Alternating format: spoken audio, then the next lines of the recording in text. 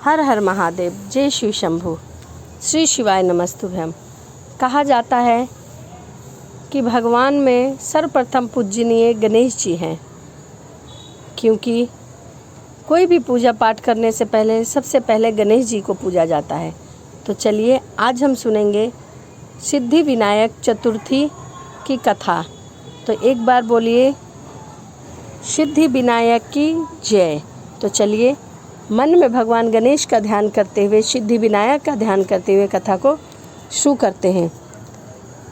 एक समय की बात है, भगवान शिव और माता पार्वती नर्मदा नदी के किनारे बैठे थे।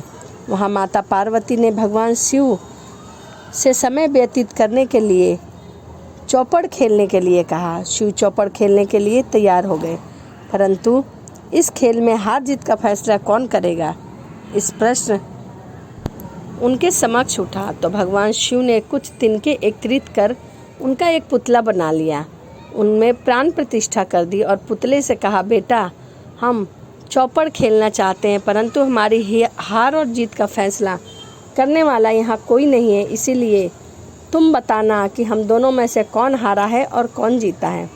उसके बाद भगवान शिव और माता पार्वती का चौपड़ खेल शुरू हो गया। यह खेल 3 बार खेला गया और संयोग से तीनों बार माता पार्वती की ही जीत हुई। खेल समाप्त होने के बाद बालक से हार जीत का फैसला करने के लिए कहा गया, तो उस बालक ने महादेव जी को ही विजय बताया। यह सुनकर माता पार्वती बहुत क्रोधित हुई और क्रोध से उन्होंने बालक को लंगड़ा होने का आशीर्वाद दे दिया, कीचड़ में पड़े रहने का श्राप दे दिया। बालक ने माता पार्वती से कई बार माफ़ी मांगी, परंतु माता पार्वती ने उन्हें माफ़ नहीं किया। वह अज्ञातवश ऐसा हुआ, मैंने किसी द्वेष भाव से नहीं किया।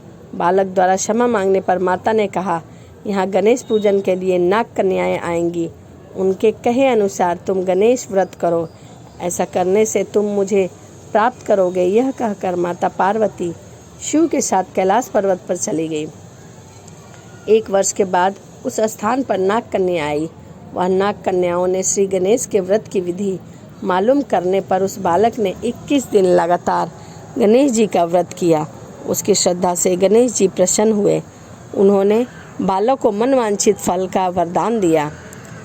उस पर उस बालक ने कहा, हे विनायक, मुझ में इतनी शक्ति दीजिए कि मैं अपने पैरों से चलकर अपने माता पिता के साथ कैलाश पर्वत पर जा सकूं और मैं उन्हें देखकर प्रसन्न हो सकूं। तब वह बालक को वरदान देकर श्री गणेश जी वहां से अंतराध हो गए।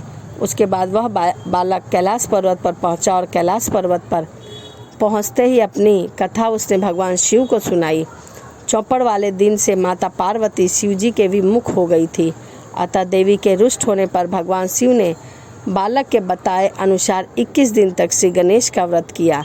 इस व्रत के प्रभाव से माता पार्वती के मन से भगवान शिव के लिए नाराजगी थी, वह समाप्त हो गई। यह व्रत विधि भगवान शंकर ने माता पार्वती को बताई। यह सुनकर माता पार्वती ने मन में अपने पुत्र कार्तिकेय से मिलने की इच्छा जागृत करके माता पार्वती ने इस व्रत को 21 दिन तक किया।